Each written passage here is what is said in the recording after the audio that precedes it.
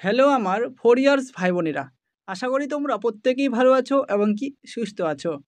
আজকে তোমাদের কাছে আবার একটি নতুন সাজেশন ভিডিও নিয়ে হাজির হয়েছি। তো আজকের এই সাজেশন ভিডিওটি হতে চলেছে যারা ইউনিভার্সিটি অফ গৌড়বঙ্গের অধীনে যে সমস্ত কলেজগুলি রয়েছে সে সমস্ত কলেজগুলিতে তোমরা 2 সেমিস্টারে পড়াশোনা করছো।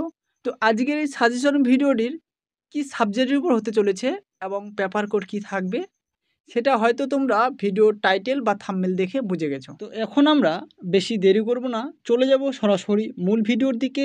তার আগে আমি রতন তোমাদেরকে সকলকেই স্বাগতম জানাই তোমাদের ইউটিউব চ্যানেল আরগুরু দর্শনে। তো এখন আমরা ফাইনালি মূল ভিডিওতে পৌঁছে গেছি। তো তোমরা অন স্ক্রিনে দেখতে পাচ্ছ যে ইউনিভার্সিটি অফ গৌড়বঙ্গের FY UGP 2 semester suggestion 2024 political science major plus minor paper MC3 মাইনরের ক্ষেত্রে MN2 পেপার নেম রয়েছে তোমাদের আন্ডারস্ট্যান্ডিং পলিটিক্যাল থিওরি। তো এই পেপার নেম থেকে যে ধরনের প্রশ্নগুলো এবছর আসার সম্ভাবনা রয়েছে 100%, সেই প্রশ্নগুলো তোমাদের কাছে আজকে এই ভিডিওর মাধ্যমে তুলে ধরবো। পারলে তোমরা খাতা পেন নিয়ে বসে পড়ো, তাহলে তোমরা একবার ভিডিওটি ওয়াচ করলেই হয়তো তোমাদের আর দ্বিতীয়বার ভিডিওটি দেখতে হবে না। তো চলো সেই গুরুত্বপূর্ণ প্রশ্নগুলো দেখে নিই। সেই প্রশ্নগুলো তোমরা পারলে এখনই খাতার মধ্যে লিখে রাখো। তার আগে বন্ধুরা, তোমাদের কিন্তু আমি প্রত্যেক ভিডিওতে বলে থাকি তোমাদের কিন্তু লিখিত পরীক্ষা হবে 40-এর মধ্যে। তোমাদের এখানে পলিটিক্যাল সায়েন্স যে প্রথম বিভাগটি রয়েছে সেখানে তোমাদের 15 নম্বরের 2টি প্রশ্ন লিখতে হবে। তোমাদের সেখানে 4 থেকে 5টি প্রশ্ন থাকবে, যার মধ্যে তোমাদের 2টি প্রশ্ন লিখতে হবে। আর বিভাগ খ থেকে তোমাদের 2টি প্রশ্ন লিখতে হবে। একটি প্রশ্নের মান থাকবে 5 নম্বর করে। সেখানে 10 নম্বর বিভাগ খ থেকে এবং বিভাগ ক থেকে তোমাদের 30 নম্বর। তাহলে টোটাল তোমাদের 40-এর মধ্যে লিখিত পরীক্ষা হচ্ছে। বাকি তোমাদের 10 নম্বর নিজ নিজ কলেজের স্যার বা ম্যামের হাতে রয়েছে, সেটা প্রজেক্ট বা ইন্টারনাল বা তোমাদের অ্যাটেন্ডেন্সের ক্ষেত্রে। তো প্রথম যে তোমাদের বিভাগ ক নম্বর থেকে 1 নম্বর প্রশ্নটি রয়েছে অতি গুরুত্বপূর্ণ, সেটি হচ্ছে রাজনৈতিক তত্ত্বের সংজ্ঞা দাও, আদর্শিত এবং অভিজ্ঞতামূলক রাজনৈতিক তত্ত্বের মধ্যে একটি পার্থক্য করো। হয়তো এই প্রশ্নগুলো আমি গত কয়েকদিন বলতে কয়েক সপ্তাহ আগে তোমাদের ভিডিও দিয়েছিলাম, যেখানে আমি বলেছিলাম যে এই প্রশ্নগুলো থেকেই আমি কিছু কিছু প্রশ্ন বাদ দিয়ে সেই প্রশ্নগুলোই সাজেশন দিব। ঠিক তেমনই তোমরা যদি সেই ভিডিওটি না দেখে থাকো তাহলে আজকের এই ভিডিওটি দেখলেও হবে, বা আগের ভিডিওটি তোমরা যদি দেখে থাকো সেই ভিডিওটিতেও তোমরা এই প্রশ্নগুলোই পাবে, কিন্তু সেই ভিডিওর সব কোশ্চেনগুলো এই ভিডিওতে কিন্তু দেওয়া নেই।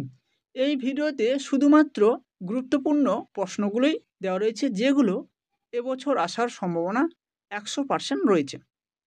তো চলো দ্বিতীয় নম্বর যে প্রশ্নটি রয়েছে সেটা হচ্ছে রাজনৈতিক তত্ত্বর অর্থ এবং প্রকৃতি। রাজনৈতিক তত্ত্বের গুরুত্ব আলোচনা করো। 3 নম্বর প্রশ্নটি রয়েছে সার্বভৌমত্বের মনোবাদী দৃষ্টিভঙ্গি কী, কীভাবে বহুত্ববাদীরা সার্বভৌমত্বের মনোবাদী দৃষ্টিভঙ্গির সমালোচনা করেন। 4 নম্বর প্রশ্নটি রয়েছে রাষ্ট্রীয় সার্বভৌমত্বের কী, অদ্বৈতবাদী বা মনোবাদী এবং বহুত্ববাদীর তত্ত্বের সার্বভৌমত্বের তত্ত্বের পার্থক্য আলোচনা করো বা সমালোচনা করো। 5 নম্বর প্রশ্নটি যেটা রয়েছে সেটা হচ্ছে TH গ্রিন এবং বার্কারের বিশেষ উল্লেখ সহ রাজনৈতিক বাধ্যবাধকতা এবং প্রতিরোধের অধিকারের অর্থ ও প্রকৃতি আলোচনা করো। 6 নম্বর প্রশ্নটি রয়েছে রাজনৈতিক বাধ্যবাধকতা এবং প্রতিরোধের অধিকার সম্পর্ক লক এবং ল্যান্সকির মতবাদ আলোচনা করো। আজকের যে লাস্ট প্রশ্ন তোমাদের 7 নম্বর প্রশ্নটি, সেটা হচ্ছে ডেভিড হেল্ট দ্বারা প্রস্তাবিত অংশগ্রহণমূলক গণতন্ত্রের প্রকৃতি এবং বৈশিষ্ট্যগুলি ব্যাখ্যা করো। এই প্রশ্নটি আবার এইভাবে ঘুরিয়ে থাকতে পারে যে অংশগ্রহণমূলক গণতন্ত্রের সংজ্ঞা দাও। ডেভিড হেল দ্বারা প্রস্তাবিত অংশগ্রহণমূলক গণতন্ত্রের ব্যাখ্যা করো। তো আমার ভাই বোনেরা, এই ছিল তোমাদের 15 নম্বরের 60টি বড় প্রশ্ন। এই 60টি বড় প্রশ্ন থেকে তোমরা 2টি থেকে 3টি প্রশ্ন কমন পেয়ে যাবে। এটা মেজর হোক বা মাইনর হোক। তোমরা যদি মাইনরের স্টুডেন্ট হয়ে থাকো বা মাইনরের ভাই বোন হয়ে থাকো, তোমরা আগে দেখবে যে মেজরের যে প্রশ্নগুলো এসেছে সেই প্রশ্নগুলো বাদ দিয়ে বাকি যে প্রশ্নগুলো থাকবে সেই প্রশ্নগুলো মাইনরের জন্য আসবেই আসবে, এটা গ্যারেন্টি। আর যদি মাইনরের এক্সাম আগে হয়ে থাকে পলিটিক্যাল সায়েন্সের ক্ষেত্রে, তাহলে তোমরা অর্থাৎ মেজররা তোমরা দেখবে যে মাইনরের যে প্রশ্নগুলো এসেছিল সে প্রশ্নগুলো বাদ দিয়ে তোমরা বাকি যে প্রশ্নগুলো রয়েছে সেই প্রশ্নগুলো পড়বে। আশা করা যায় তোমরা ভালো করে বুঝতে পেরেছো। যদি না বুঝতে পারো অবশ্যই কমেন্ট বক্সে কমেন্ট করে জানাবে। আর এবার দেখব আমরা বিভাগ খ থেকে গুরুত্বপূর্ণ প্রশ্নগুলো। এখানে 5 মার্কের 2টি প্রশ্ন লিখতে হবে, তোমাদের টোটাল 4 থেকে 5টি প্রশ্ন থাকবে। তো তার আগে তোমাদের আরেকটি কথা বলে রাখি, তোমরা যদি আরগুরু দর্শন ইউটিউব চ্যানেলটি এখনও সাবস্ক্রাইব না করে রাখো তাহলে অবশ্যই সাবস্ক্রাইব করে রাখো এরকম নতুন নতুন ভিডিও পেতে। তাছাড়া তোমরা অবশ্যই তোমাদের কলেজে হোয়াটসঅ্যাপ গ্রুপে রয়েছো, তোমরা অবশ্যই সেই গ্রুপগুলিতে এই ভিডিওটির লিঙ্ক শেয়ার করে দিও।